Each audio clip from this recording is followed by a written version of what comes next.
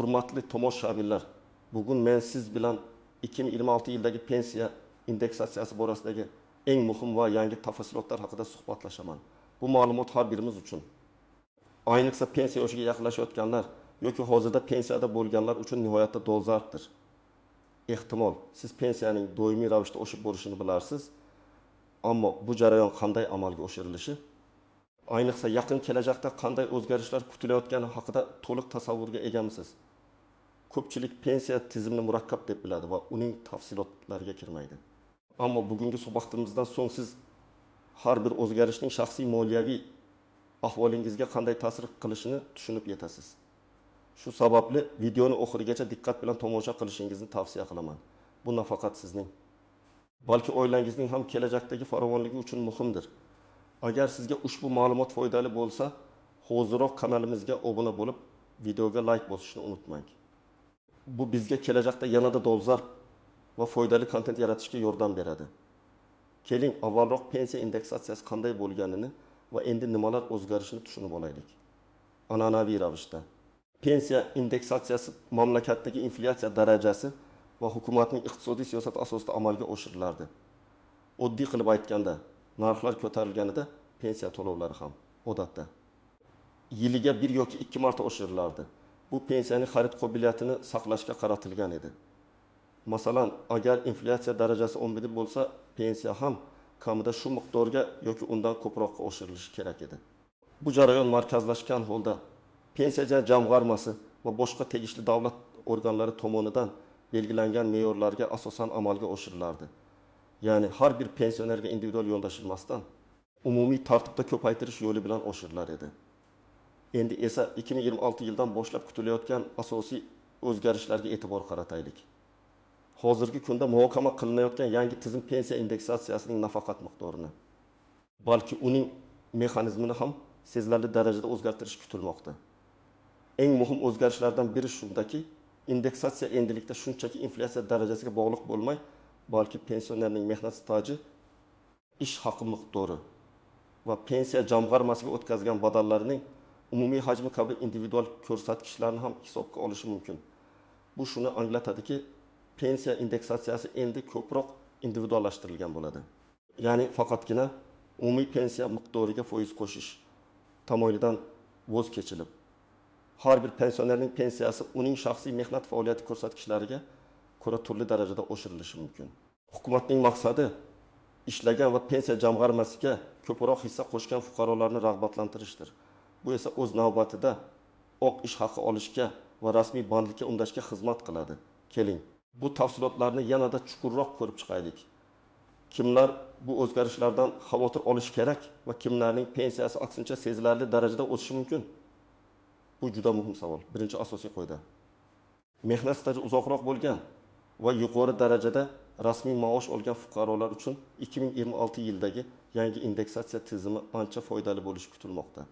Aytaylik, Gulnora opaning umumiy mehnat staji 10 yil bo'lib, u asosan davlat tashkilotlarida faoliyat yuritgan va doimiy ravishda yuqori darajada ish haqi olgan. Uning pensiya hisobiga muntazam ravishda katta miqdorda badallar o'tkazilgan. Yangi tizimda Gulnora opaning pensiyasi nafaqat inflyatsiya darajasida, balki uning to'plangan badallari va mehnat staji uchun qo'shimcha foizlar hisobiga sezilarli darajada oshishi mumkin. Masalan, agar inflyatsiya haqis bitigi bo'lsa, uning pensiyasi 10 bazaga o'sish ehtimoli bor. Bu degani, u har oyda oladigan pensiyasining qadri nafaqat saqlanib qoladi, balki biroz yaxshilanadi ham. Taxminiy hisob-kitoblarga ko'ra, agar u hozir 2 million so'm pensiya olsa, yangi tizimda u 2 million so'm yoki undan ham ko'proq olishi mumkin. Bu kabi fuqarolar odatda pensiya to'lovlariga to'liq ishonch hosil qilishlari mumkin. Ikkinchi toifa, bu qisqa muddatli mehnat stajiga ega bo'lganlar yoki norasmiy ish haqi olganlar. Afsuski, bunday toifadagi fuqarolar uchun yangi tizim ba'zi qiyinchiliklarni keltirib chiqarishi mumkin. Misol uchun, Alisher aka bor. Uning rasmiy mehnat staji bor yo'g'i 10 yilni tashkil etadi. Qolgan 15 yil davomida esa u norasmiy ishlarda faoliyat yuritgan. Ya'ni pensiya jamg'armasiga muntazam badallar o'tkazilmagan. Hozirda u minimal pensiya oladi. Yangi tizimda uning pensiyasi indeksatsiyasi faqatgina inflyatsiya darajasiga yaqin miqdorda yoki hatto undan ham kamroq darajada oshirilishi mumkin. Chunki uning hisobida yeterli darajada badallar to'planmagan. Bu holatda uning pensiyasining xarid qobiliyati uzoq muddatda pasayishi xavfi bor. Agar Gulnora opaning pensiyasi 10 barobarga oshsa, Alisher akaning pensiyasi 6-7 barobarga oshishi mumkin. Hozirda 20 million so'm pensiya oladigan bo'lsa, keyinchalik 20 million 67 ming so'm atrofida pensiya olishi mumkin. Bu esa narxlarning o'shini to'liq qoplamasligi mumkin. Bunday sharoitda Alisher aka kabi fuqarolarga qo'shimcha moliyaviy yordam izlash yoki pensiya davrida ham qonuniy ravishda ishlash imkoniyatlarini ko'rib chiqish tavsiya etiladi. Uchinchi misol nogironlik pensiyasi oluvchilar. Bu toifadagi fuqarolar uchun indeksatsiya mexanizmi boshqacha bo'lishi kutilmoqda. Ba'zi dastlabki ma'lumotlarga ko'ra, nogironlik pensiyalar uchun barqaror va umumiy foizli indeksatsiya saqlanib qolishi mumkin. Chunki ularning pensiyalari ko'pincha mehnat stajiga emas, balki tibbiy xulosaga bog'liq bo'ladi. Masalan, Sayora opaga erta yoshidan nogironlik pensiyasi tayinlangan. Uning ishlagan staji unchalik ko'p emas. Yangi tizimda uning pensiyasi ehtimol davlat tomonidan qo'llab-quvvatlash maqsadida inflyatsiya darajasidan yuqori yoki inflyatsiya darajasiga teng ravishda oshirilishi mumkin. Bu pensiya toifasi ijtimoiy himoyaning muhim qismi bo'lganligi sababli uning barqarorligi va adolatli indeksatsiyasi ustuvor ahamiyatga ega bo'ladi. Agar uning pensiyasi hozir 25 million so'm bo'lsa, u ham masalan 8-9 pundga oshib 20 million 35 ming so'm atrofida bo'lishi mumkin. Ya'ni ularga individual badallar hisobiga indeksatsiya qilish tizimi to'g'ridan to'g'ri qo'llanmasligi mumkin. Endi esa bu yangi tizimning ba'zi istisnolari, tuzoqlari va ko'zga tashlanmaydigan jihatlari haqida gaplashamiz. Ko'pchilik uchun bu detallar yanada muhimroq bo'lishi mumkin. Birinchi muhim nuansiz pensiyaga chiqqandan keyin ham ishlash. Agar pensioner pensiyaga chiqqandan so'ng rasmiy ravishda ishlashni davom ettirsa, uning pensiya indeksatsiyasi qanday bo'ladi? Yangi tizimda bunday pensionerlarning ish haqi va undan o'tkazilgan badallar ham hisobga olinishi mumkin.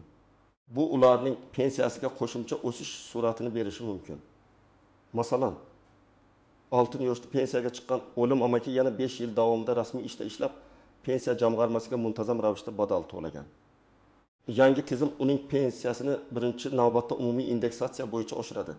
Shuningdek, keyingi 5 yillik ish davrida to'plagan badallar uchun qo'shimcha rag'batlantirishni ham hisobga olishi mumkin.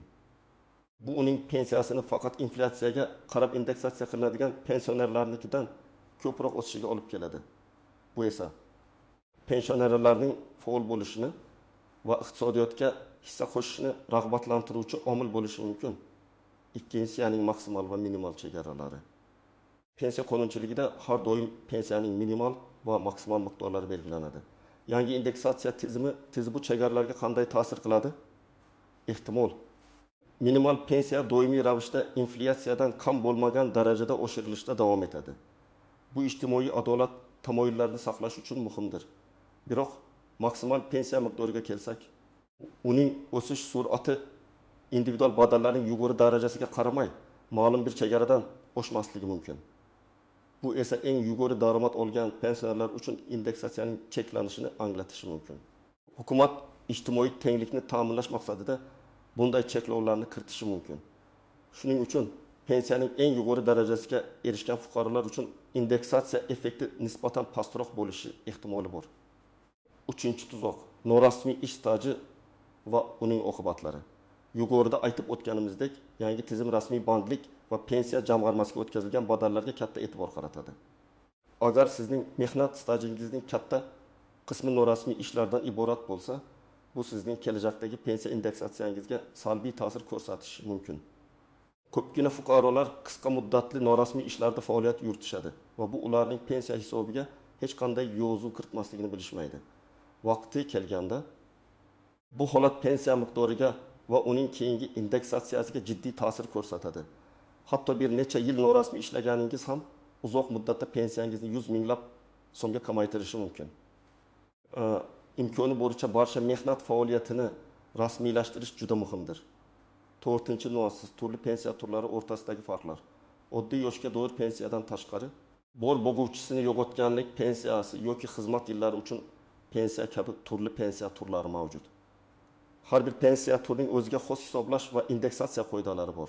Yangi tizimda Bu turlarning har biri uchun indeksatsiya mexanizmi biroz farq qilishi mumkin. Masalan, o'quvchisini yo'qotganlik pensiyalar ijtimoiy himoya chorasi bo'lib, ular inflyatsiyaga bog'liq standart indeksatsiyadan ko'proq ijtimoiy yordam dasturlariga ko'ra oshirilishi mumkin. Shu sababli siz qanday turdagi pensiya olishingizni aniq bilishingiz va unga tegishli qoidalarni o'rganishingiz lozim. Bu juda murakkab tuyulishi mumkin, lekin pensiya jamg'armasi xodimlari sizga bu borada yordam bera oladi. 5-tuzoq iqtisodiy o'zgaruvchanlik. Garchi yangi tizim yanada aniqroq va adolatli bo'lishga qaratilgan bo'lsa-da, mamlakat iqtisodiyotidagi keskin o'zgarishlar, masalan, yuqori inflyatsiya yoki global inqirozlar uning samaradorligiga ta'sir qilishi mumkin. Pensiya indeksatsiyasi doimiy ravishda iqtisodiy vaziyatga moslashishi kerak. Agar inflyatsiya kutilgandan ancha yuqori bo'lsa, hukumat qo'shimcha indeksatsiya choralarini ko'rishi yoki tizimga o'zgartirishlar kiritishi mumkin. Bu esa har bir fuqarodan doimiy ravishda yangiliklarni kuzatib borishni talab qiladi. Endi esa eng muhim qismga o'tamiz. Siz nima qilishingiz kerak? Ushbu yangiliklar fonida qanday amaliy qadamlar tashlashingiz lozim? Men sizga aniq ko'rsatmalar beraman. Pensiya jamg'armasiga murojaat qiling va o'zingizning pensiya hisobingiz holatini aniqlang. Bu eng muhim qadam. Pensiya jamg'armasining hududiy bo'limlariga murojaat qilib, o'z shaxsiy kabinetingiz orqali yoki bevosita murojaat qilish orqali pensiya hisobingizga qancha badallar tushgani, mehnat stajingizning rasmiy qayd etilgan qismi qancha ekanligi haqida ma'lumot olishingiz shart. So'rang. Mening hisobimda qancha badallar to'plangan? Mehnat stajim qancha yildan iborat? Bularning hammasi to'g'ri kiritilganmi? Bu ma'lumotlar sizning kelajakdagi pensiya indeksatsiyangiz uchun asos bo'ladi. Agar ma'lumotlarda nomuvofiqliklar bo'lsa, ularni hoziroq tuzatishga harakat qiling. Ikkinchi qadam, mehnat daftarchangizni va ish haqi ma'lumotlarini tekshiring.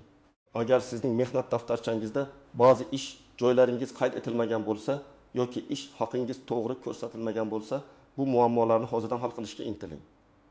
Oldingi ish joylaringizdan tegishli hujjatlarni, ishga qabul qilish to'g'risida buyruqlar nusxalari, ish haqi to'g'risida ma'lumotnomalar yig'ing. Agar korxonalar yopilib ketgan bo'lsa, arxivlardan ma'lumot olishga harakat qiling. Har bir hujjat kelajakda sizning pensiya miqdoringizni oshirishga xizmat qiladi. 3-qadam, rasmiy bandlikni afzal ko'ring. Agar siz hozirda norasmiy ishlarda faoliyat yuritayotgan bo'lsangiz, imkon qadar rasmiy bandlikka o'tish yo'llarini izlang. Yoki tadbirkorlik faoliyatingizni rasmiylashtirib, pensiya jamg'armasiga o'zingiz badal to'lashni boshlang. Hatto kichik miqdordagi badallar ham uzoq muddatda pensiya miqdoringizga ijobiy ta'sir ko'rsatadi va indeksatsiya jarayonida sizni yanada afzal holatga keltiradi. Bu ayniqsa yoshlarga tegishli. Barcha maoshlaringiz oq va shaffof bo'lishiga e'tibor bering. 4-qadam, pensiya qonunchiligidagi o'zgarishlarni doimiy ravishda kuzatib boring. Hukumatning rasmiy veb-saytlarini, xususan pensiya jamg'armasining portalini muntazam tekshirib turing. Yangi qarorlar, farmonlar va pensiya tizimiga oid izohlarni o'qib boring. Bizning kanalimizga obuna bo'lish orqali ham dolzarb ma'lumotlardan xabardor bo'lishingiz mumkin. Ba'zida qonunchilikka kiritiladigan kichik o'zgartirishlar ham katta ahamiyatga ega bo'lishi mumkin. 5-qadam, moliyaviy maslahatchilar yoki yuristlar bilan maslahatlashing. Agar sizning pensiya holatingiz murakkab bo'lsa, masalan, bir nechta joyda ishlagan bo'lsangiz, xorijda ishlagan bo'lsangiz yoki norasmiy ish stajingiz bilan bog'liq muammolar mavjud bo'lsa, professional yordamdan foydalaning. Mutaxassislar sizning shaxsiy vaziyatingizni tahlil qilib, eng maqbul yo'nalishni ko'rsatishi mumkin. 6-qadam, pensiya jamg'armasiga rasmiy murojaat qilishdan tortinmang. Agar sizda biron bir shubha yoki savol tug'ilsa, pensiya jamg'armasiga yozma yoki og'zaki ravishda rasmiy murojaat qiling. Ularning mutaxassislari sizga barcha zarur tushuntirishlarni berishi shart. O'z huquqlaringizni bilish va ularni himoya qilishdan cho'chimang. Xulosa qilib aytganda, 2026 yildagi pensiya indeksatsiyasi tizimida jiddiy o'zgarishlar kutilmoqda. Bu o'zgarishlar har birimizga har xil ta'sir qiladi. Ba'zilarning pensiyasi sezilarli darajada oshsa, boshqalarning pensiyasi shunchaki inflyatsiya darajasida qolishi mumkin. Ammo bitta narsa aniq, bu masalada ogoh bo'lish, o'z pensiya hisobingiz holatini doimiy nazorat qilib borish va zarur choralarni ko'rish nihoyatda muhimdir. Kelajakdagi moliyaviy barqarorligingiz ko'p jihatdan bugungi harakatlaringizga bog'liq. Umid qilamanki, Ushbu video sizga 2026 yildagi pensiya indeksatsiyasi borasidagi yangiliklar va ularga qanday munosabatda bo'lish kerakligi haqida tushunarli va foydali ma'lumotlarni berdi. Sizning fikringiz biz uchun juda muhim. Ushbu o'zgarishlar haqida nima deb o'ylaysiz? Pensiya tizimidagi qanday o'zgarishlarni istagan bo'lardingiz? Izohlarda o'z fikrlaringizni yozib qoldiring. Videoga like bosing va kanalimizga obuna bo'lishni unutmang. Zara biz doimo siz uchun eng dolzarb va foydali ma'lumotlarni taqdim etishga harakat qilamiz. Keyingi videolarda ko'rishguncha